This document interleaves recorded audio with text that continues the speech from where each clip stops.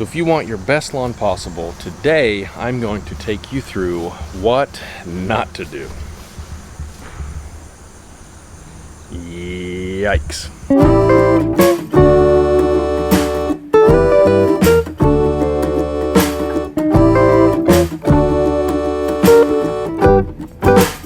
Now, I've said it once and I will say it a million times if I have to. This opinion will never change. Mowing is the #1 most important thing you need to get right to have the nicest looking lawn possible. So a lot of you are already going to know this tip or these tips that I'm going to talk about, but it is so important.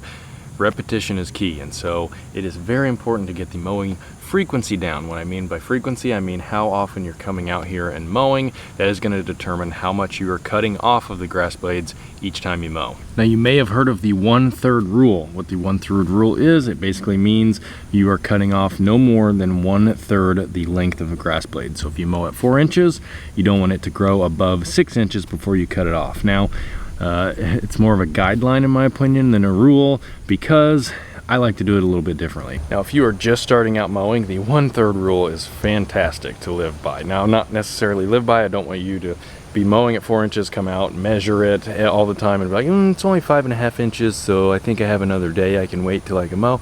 It's not that serious, okay? Especially if you're just starting out, it is most important to learn to enjoy mowing. And if you have to calculate it like that, you are going to not enjoy mowing. Probably not at all. Now, what I like to do, I like to get in a routine. Mow every 2 to 3 days. Just a tip job. Just barely come out and just barely cut the tips off. That is what is going to give you the best looking lawn possible. Now, the reason why that is going to give you the best looking lawn possible, it is going to continue to thicken up. The more you cut it off, the more it wants to thicken up and spread outwards, because it knows you're going to cut it off if it keeps growing upward. On top of that, all the photosynthesis happens in the grass blade. So if you're coming out and you're hacking it down, you are cutting off all of this goodness that is going in here. The longer grass blade is going to soak up more of the sun. It's going to be spread out, and if you hack it down, it is going to turn yellow or a yellowish color. And so each type of grass can only get a certain level of dark greenness naturally. Dark greenness. Yep, it's a thing. And so the way to get your lawn its darkest green possible, because everyone likes a darker green lawn, the way to get it darkest green possible is to mow it frequently and cut as little as possible off of the grass blade.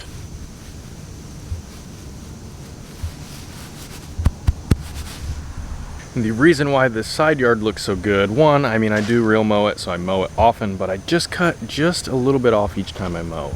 It keeps it nice and evenly cut. It also helps the color just stay consistently dark green throughout. I mean, look at that right there.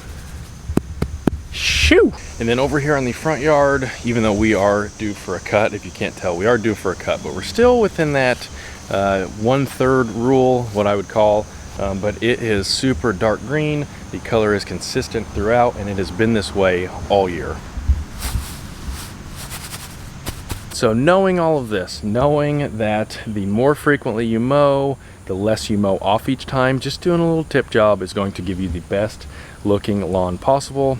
I have a bit of a confession to make. I have not been following that here in my backyard quite like I would like to, and I'm paying for it. Now, this other half over here, I'm actually kind of ashamed to show you how much it's gotten out of hand. Now, it's accidentally on purpose. I'm going to say that it got this long because I like to let it grow up when I do reviews on these battery powered mowers, and I have one that I need to do a review on, but I've been putting it off, and I'm just going to go ahead and cut it because this is like a freaking hayfield.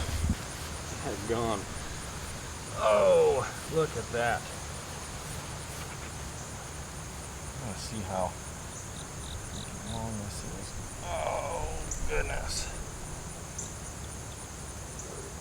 That is way out of control. And so I won't lie to you, I think it looks pretty nice. If this was like a common wild area, that would be beautiful grass. No weeds. Kentucky bluegrass that is just super tall and wavy, and when the wind blows on it, it looks really cool. But for your lawn, So I'm going to show you exactly why you don't want to let your lawn grow up tall. This is going to be a pretty dramatic and exaggerated version of this, but you will get the point of what happens underneath when you let your lawn get long.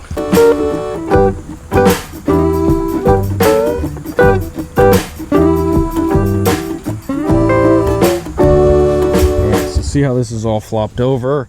Now this actually can happen when the grass is a little bit shorter. This right here is probably, I mowed it last at 4 inches. It's probably up about 7 now.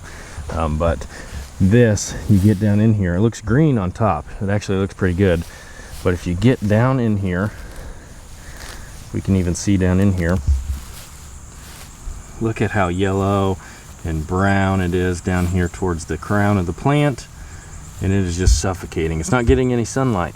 So no sunlight, no photosynthesis, no green grass. No good. So literally the only thing this thing needs right now, and really the only thing your grass needs to start with, don't worry about putting down any fertilizers or anything on here. I don't need to water it. It just needs sunlight. So I just need to hack this off. I'm gonna bag it up and get it out of here. Probably do a double cut just to clean it up. And then from there, it just needs sunlight. See if it'll even roll through that. Nope.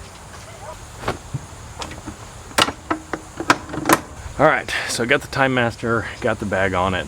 This is going to, this section right here is probably 1,000 square feet. And I bet this will take me way, way longer than it should. That's what she said.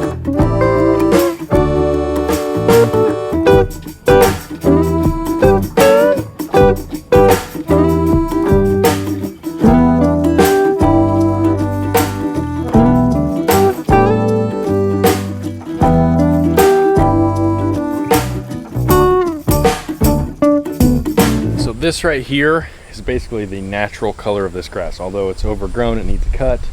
It is a good green color, and so we have taken this side down over here, hacked it down, and now it is just blah. Yeah, not looking good. So if you can see in here, it's got this haze across it. It's brown and yellowish. You can definitely see it has just been starving for sunlight. But it's nice and thick though, and we'll give it that.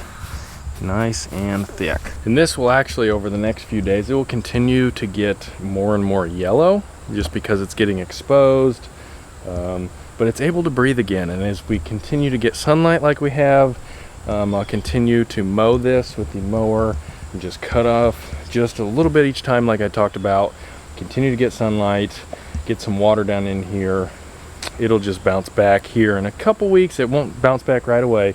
It'll take a few weeks, but eventually she will be looking good again. So to wrap this up, I've got 3 main points I want to talk about. 1, mowing is important. Mowing is the most important thing you need to do and get down before you go and worry about throwing a bunch of stuff on your lawn to make it look nice.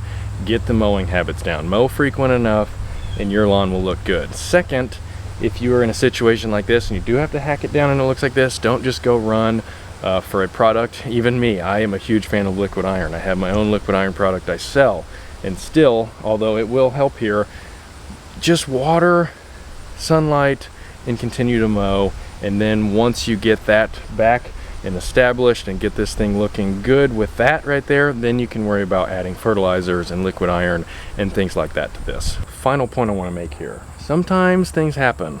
Don't take it too seriously. It's just grass. I know grass is life, and I love my grass. Don't get me wrong, but things happen. And sometimes you got to put the kids first, and you know, sometimes the wife has to come first. That's not right. No, she doesn't. Ooh.